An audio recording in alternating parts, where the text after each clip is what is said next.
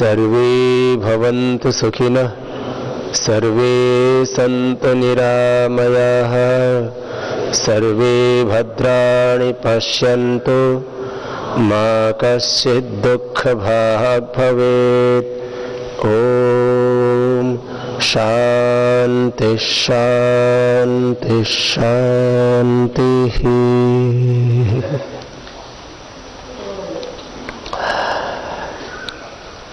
योग, आयुर्वेद, स्वदेशी और ऋषि ज्ञान परंपरा का महातीर्थ पतंजलि योगपीठ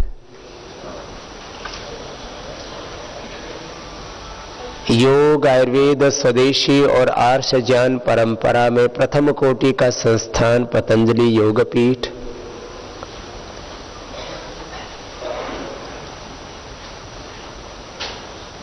किसी भी क्षेत्र में प्रथम होना बहुत गौरव की बात होती है। आप बल में दुनिया में सबसे अधिक प्रथम हैं, विश्व में सबसे अधिक शक्तिशाली हैं, तो आपको बहुत गौरव होता है। ऐसे ही आप दुनिया में सबसे अधिक यदि धनवान हैं तो पूरी दुनिया के धनवान लोगों की लिस्ट छपती है। दुनिया के सबसे ताकतवर लोगों की कंपटीशंस होते हैं वर्ल्ड लेवल पर। कुश्ती में कौन प्रथम है, दौड़ने में कौन प्रथम है, तैरने में कौन प्रथम है, उसके लिए विश्व चैंपियनशिप होती है। दुनिया में सबसे खूबसूरत कौन है, इसके लिए भी यूनिवर्स सुंदरी, विश्व सुंदरी ऐसे खिताब देते। किसी भी कोटि में, किसी भी एक फील्ड में, किसी भी श्रेणी में, किसी भी एक फील्ड में प्रथम होने पर बहुत गौरव की अनुभूति होती है। आप सब लोगों के लिए एक नहीं, दो नहीं, तीन नहीं, चार चार गौरव के, चार चार क्षेत्रों में विश्व में सर्वाधिक यश और प्रतिष्ठा वो आपको प्राप्त है। योग में पूरे विश्व में यदि प्रथम कोटि का कोई संस्थान है तो वो पतंजलि योगपीठ। और अब तो आदरणीय मोदी जी के आने के बाद योग को जो गौरव हमने सामाजिक और आध्यात्मिक तौर पर, वैश्विक तौर पर दिलवा दिया था, लेकिन राजनीतिक तौर पर यूएनओ के माध्यम से उसकी मान्यता कराना ये कोई सशक्त प्रधानमंत्री ही कर सकता था, जो 66 सालों में नहीं हुआ भी हो गया। इंटरनेशनल योग डे, अंतर्राष्ट्रीय योग दिवस। उस योग को इतनी ऊंचाई पर ले जाने का गौरव यदि किसी संस्थान को है तो वह अब किसी मीडिया वाले को, अखबार वाले को लिखने की जरूरत नहीं है, क्योंकि दुनिया के 700 करोड़ लोग जानते हैं कि घर घर में यदि योग पहुंचा है तो पतंजलि योगपीठ से पहुंचा है। पूरी दुनिया में योग पहुंचा है तो पतंजलि योगपीठ से पहुंचा है।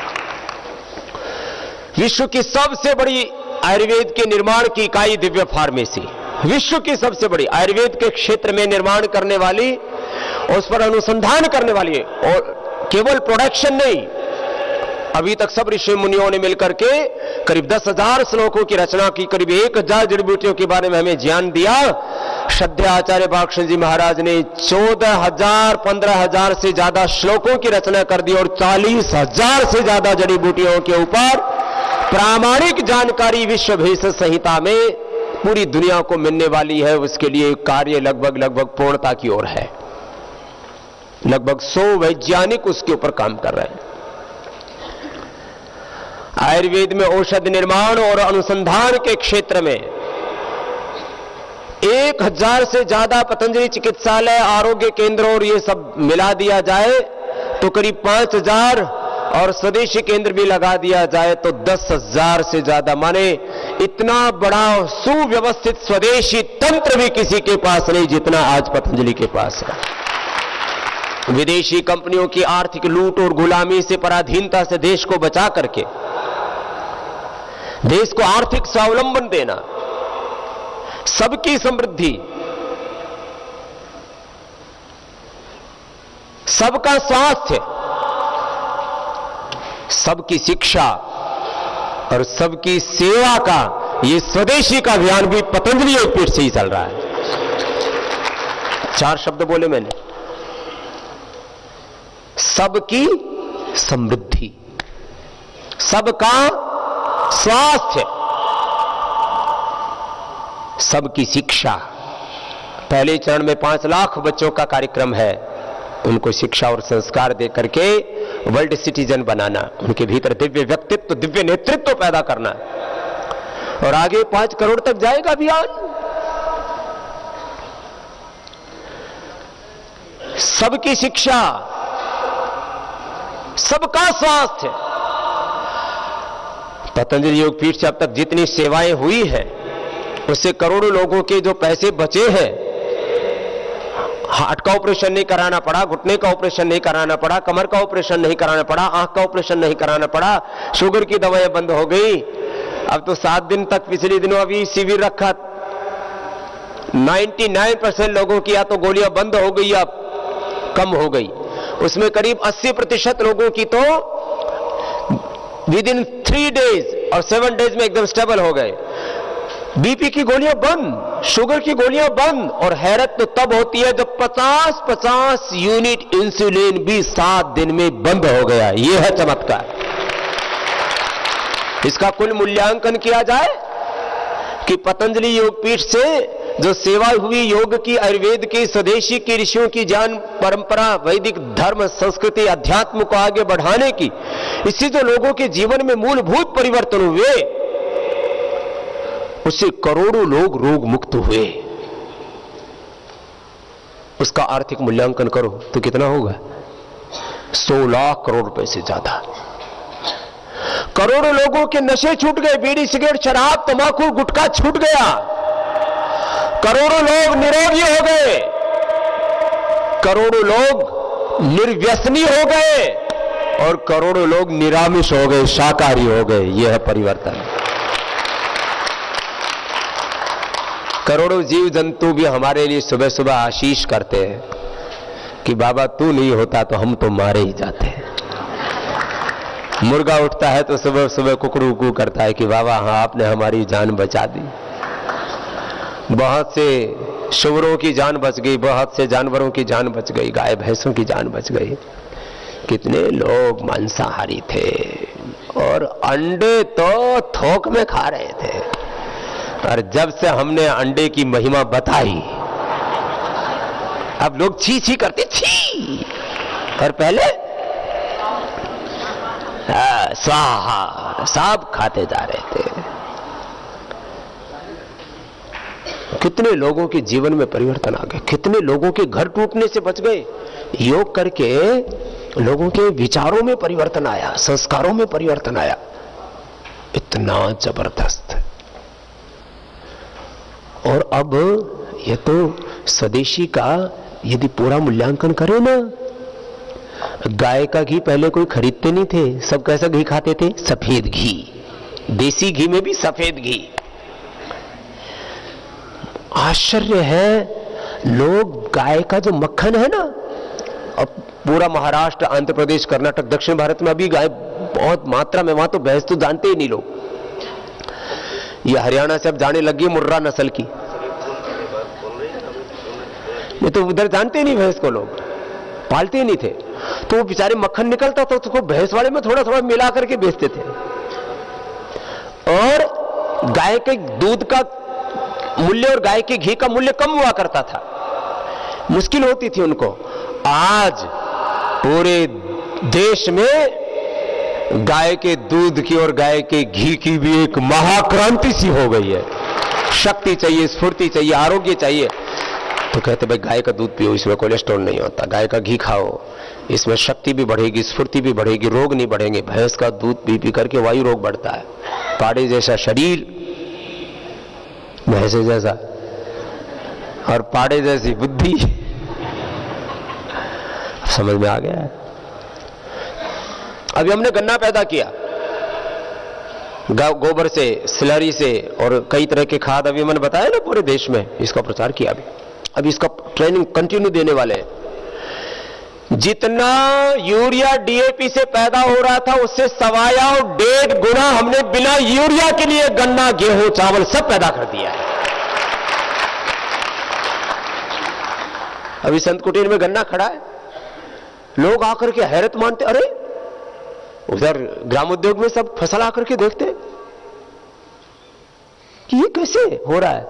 लोगों के मन में एक वायरस घुसा दिया, जब तक यूरिया नहीं डालेंगे, डीएपी नहीं डालेंगे, तब तक फसल बढ़ेगी नहीं, गन्ना बढ़ेगा नहीं, क्रॉप अच्छी आएगी नहीं, फसल अच्छी होगी नहीं। हमने कहा कम लागत ज्यादा उपज। अभी तक क्या करते थे, ये ऑर्गेनिक फूड, नैसर्गिक खेती, सेंद्रिय खेती, कुदरती खेती, विष मुक्त खेती, स्वदेशी खेती के नाम पर कई तरह के प्रयोग चल रहे थे। उसमें क्या करते थे, ज्यादा लागत कम उपज। फिर बोलते बेचे कहां, बाजार कहां। अरे मैंने कहा सही रास्ते पर आ जाओ, सस्ते में पैदा करो और स्वच्छ आहार देश को उपलब्ध कराओ।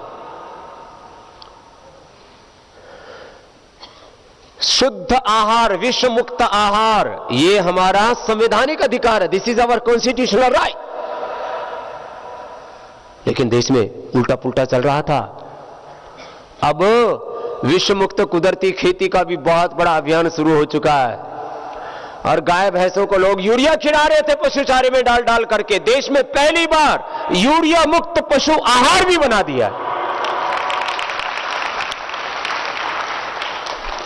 और पशु औषधियां, वो बहुत दिनों से क्षेत्र छूटा हुआ था, वो सब हो गया। क्योंकि पहले लोग बोलते थे बाबा जी आप किसानों के लिए भी कुछ करो, आप तो किसान के बेटे हो। बाद में आप ऋषि पुत्र हो, पहले तो आप कृषक पुत्र हो। तो किसानों के बारे में भी सोचो। तो हमने किसानों के लिए उनके आहार में यूरिया से लेकर के मिट्टी डालते थे।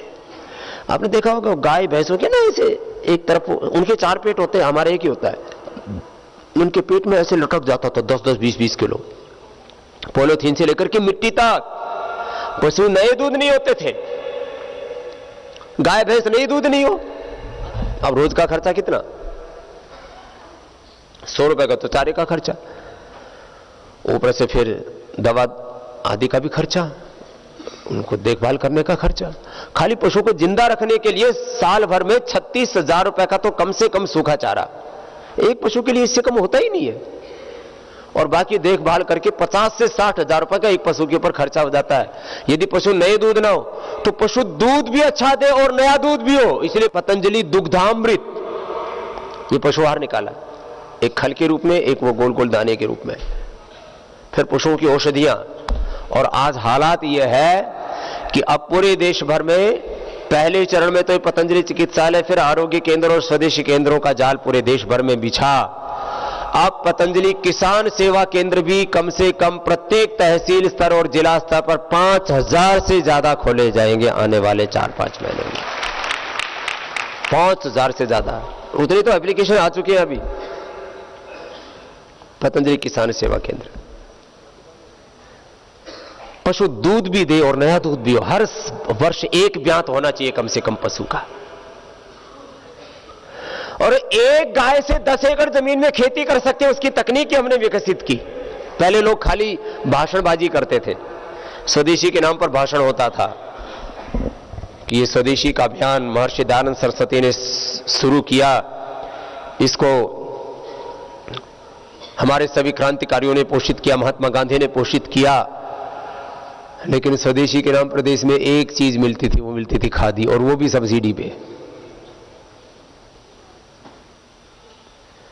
विदेशी कंपनियों के सामने कोई टक्कर लेने के लिए खड़ा होने का साहस ही नहीं कर पाया। आज कितनी बड़ी बड़ी विशाल काय विदेशी कंपनियां क्यों ना हो, उनकी जब बोर्ड मीटिंग होती है तो चर्चा यह होती है अब कि पतंजलि से मुकाबला कैसे करेंगे।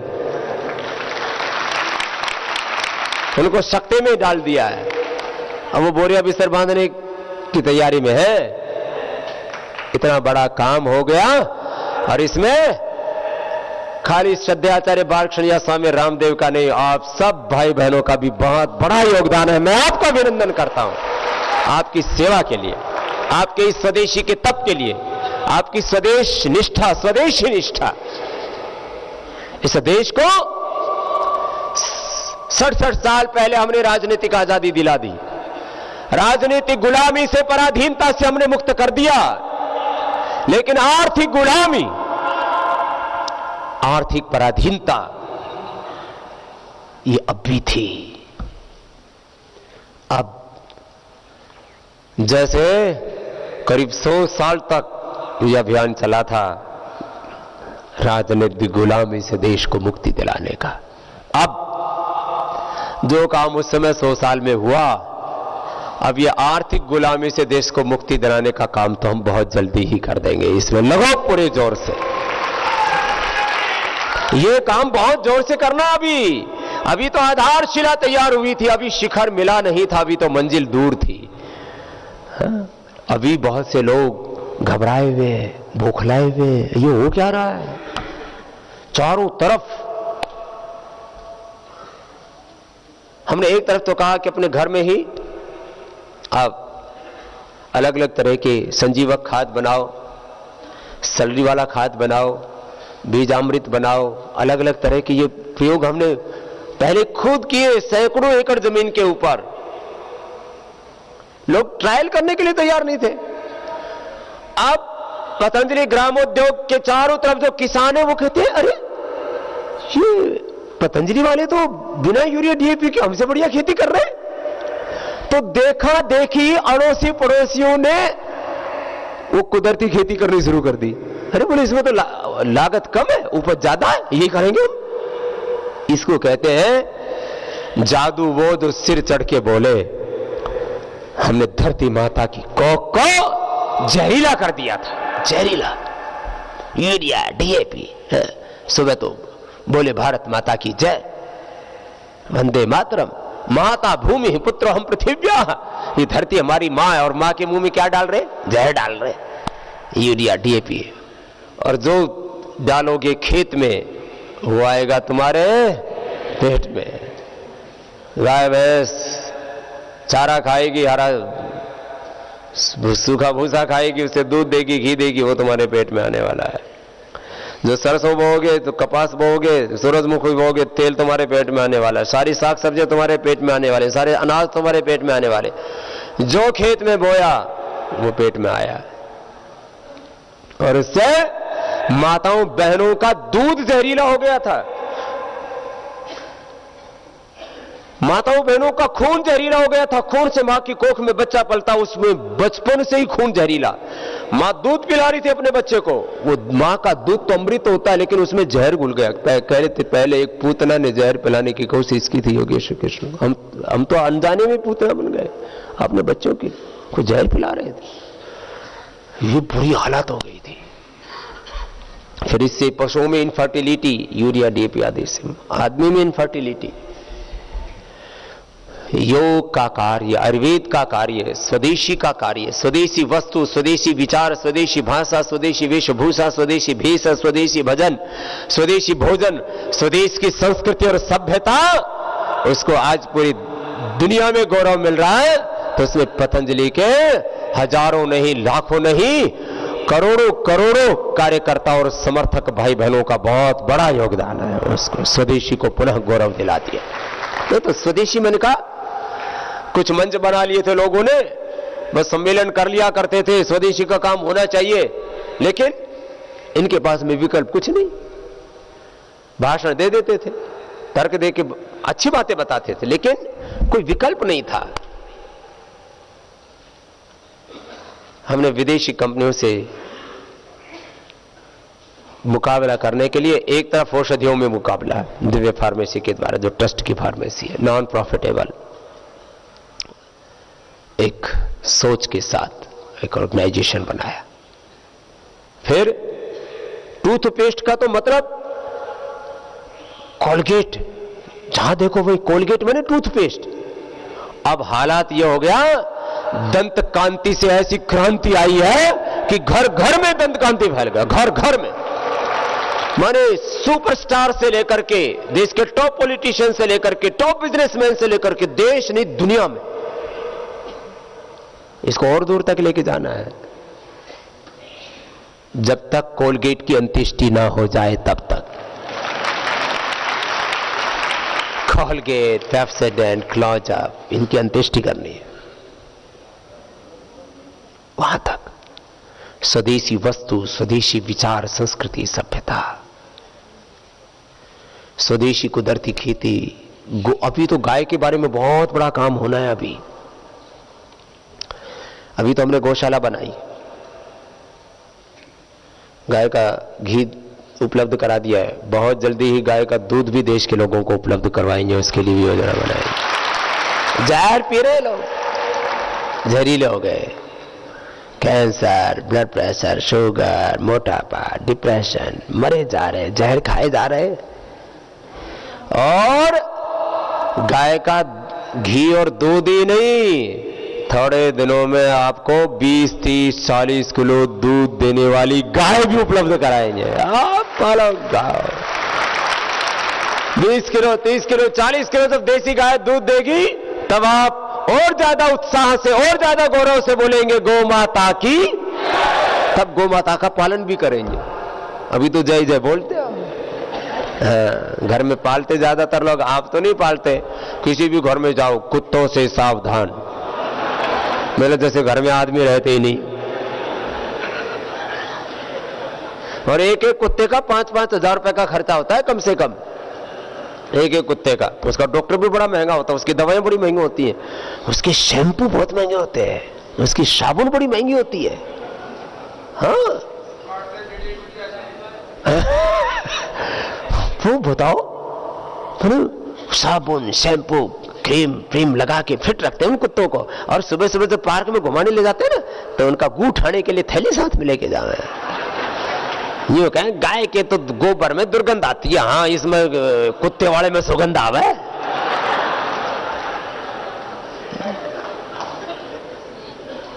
बावड़े हो गए थे लोग।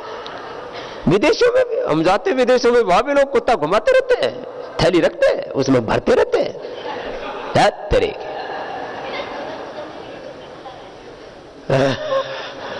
तो अभी कुत्तों के ऊपर भी हम ऐसे, मतलब कोई हमारा उनसे बैर नहीं है। किसी को पालना हो तो पाल लेना। आजकल तो लोग अपने क्योंकि वो तो बाजार के बिस्किट खा खा करके उनके कुत्ते बीमार हो जाते, तो शाकाहारी लोग मांस नहीं खिलाते थे अपने कुत्तों को, तो पतंजलि के बिस्किट खिला रहे आजकल। उनका हाजमा ठीक रहता है, उससे बीमार नहीं होते, क्योंकि मैदा नहीं है उसमें। खैर, कुत्ता वैसे भी बहुत स्वामी भक्त होता है, उससे हमारा कोई बैर नहीं है। लेकिन भाई गाय की महिमा तो गाय की महिमा है। तो इसकी हम अभी नंदीशाला बनाने वाले हैं। 2015 में नंदीशाला बन जाएगी, और ऐसी नंदी होंगे जिनकी मां 40 किलो, 50 किलो, 60 किलो दूध देने वाली है। देसी, विदेशी नहीं, ना विदेशी मैया और ना विदेशी गैया मैया।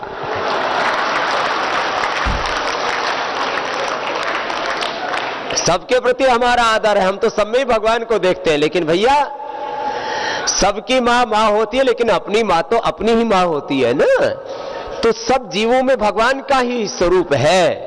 यो माम पश्यति सर्वत्र सर्वम च मयि पश्यति। हम तो सब जगह भगवान को मूर्त रूप में देखते हैं। मैंने भगवान का स्वरूप तो बता दिया था आपको, भगवान का दर्शन भी करा दिया था। सब में किसका दर्शन करना? माता पिता बनकर के भगवान हमको जन्म देते हैं, गुरु बन के हमको, और सृष्टि के भिन्न भिन्न पदार्थ बनकर के हमको सुख देते हैं। ये तो भगवान का ही स्वरूप है। सिया राममयी सब जग जानी, वासुदेवा सर्वम ईशावास्यम इदम सर्वम सर्वम खलु इदम ब्रह्म। ये तो भगवान का दर्शन, सबको भगवान का दर्शन करा दिया। ऐसे ही देखा करो सब में। मुझसे बहुत लोगों ने सैकड़ों बार इंटरव्यू लिए, मेरे से बोलते बाबा आप किसी जवान लड़की को, किसी खूबसूरत औरत को देखते हो तो क्या दिखता है? मैंने कहा भगवान दिखता है। फिर दोबारा पूछे खुद के, और क्या दिखता है? अरे और क्या दिखता है? मां दिखती है। और क्या दिखता है? बेटी दिखती है, और क्या दिखता है? मैंने कहा भैया और ज्यादा तो सबके भीतर गू भरा हुआ है, गू दिखता है सबके भीतर, यही भरा हुआ है तुम्हारे भीतर भी। 4-5 किलो लिए रहते, घूमते रहते सुबह से शाम तक, दौड़ते रहते हो। तुझमें रब दिखता है, तुझमें गू दिखता है, मल मूत्र ढोए फिरते रहते हैं और झूठी झूठी बातें बोलते रहते हैं। सब में रब दिखता है, लेकिन भीतर तक उल्टा उल्टा देखोगे तो फिर देखो, ये देखो कहां है, बिना मतलब के पागलपन आ गया।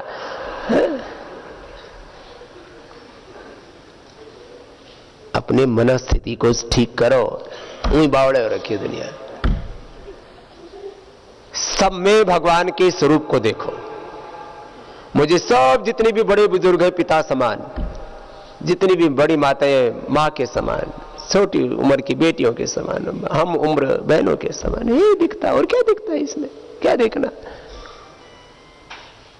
पूजा क्या है भगवान की? ये तो भगवान का दर्शन है। मेरे से लोग बोलते हैं ना, मैं बार बार कहता हूं इस बात को कि बाबा जी आपको भगवान का दर्शन हो गया? मैंने कहा भाई हो तो गया। अरे स्वामी जी क्या सच्ची मुच्ची में हो गया? झूठी मूठी थोड़ी होता है कोई, सच्ची मुच्ची में सब भगवान का दर्शन। इतनी दिव्यता से हम सबसे प्रेम करते हैं, और बाकी कम करना क्या है? वही जमीन पर सोना। कोई पहनने का शौक नहीं, कोई खाने का शौक नहीं,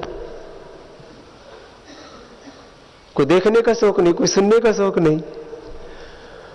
बस एक ही मकसद है कि मैं सुबह से शाम तक जो करूं वो मेरे भगवान की पूजा, उसको अर्पित करता रहूं, बस और कुछ नहीं। यत करोसि यदस्नासि यज् जहोसि ददासि यत यत तपस्यसि कौन्तेय तत् करोष्य मदार्पणे।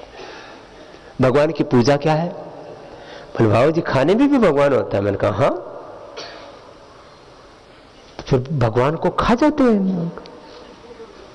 अरे खाने में भी भगवान होता है, तय खाने में भी भगवान होता है, सारी सृष्टि के कण कण में भगवान होता है। लेकिन भगवान होने का मतलब क्या है? जिसके साथ जैसा व्यवहार करना चाहिए वैसा व्यवहार करो, यही भगवान की पूजा है।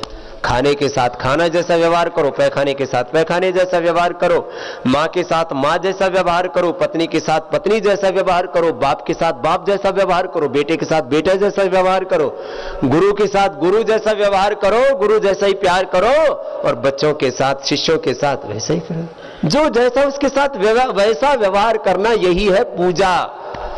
हमारे यहाँ कहा यत्र नार्यस्तु पूज्यन्ते रमन्ते तत्र देवता। जहां नारियों की पूजा होती है वहां देवताओं का वास होता है। इसका मतलब ये थोड़ी है कि नारियों के सामने थाल लेकर के ओम जय जगदीश हरे,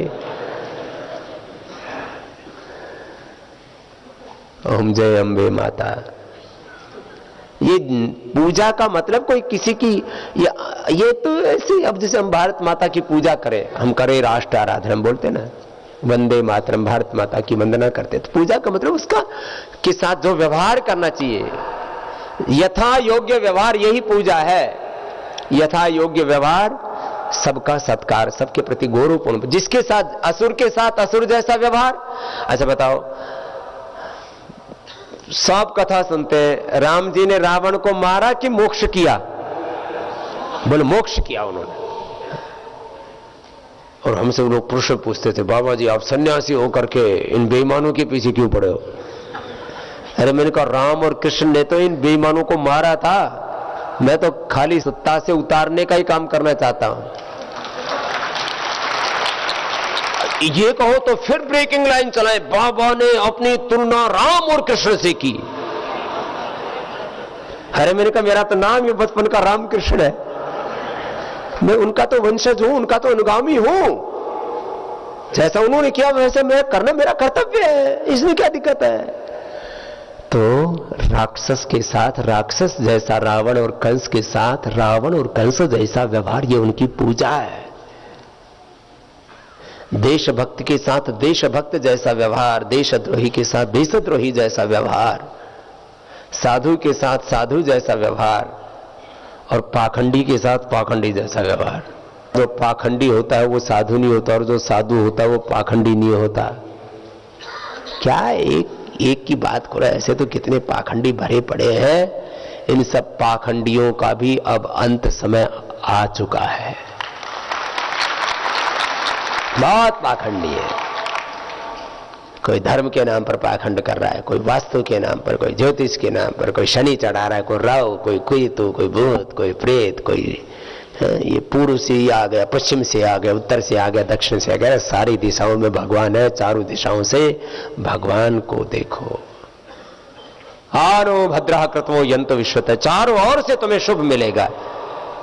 अपनी निष्ठा भगवान में रखो।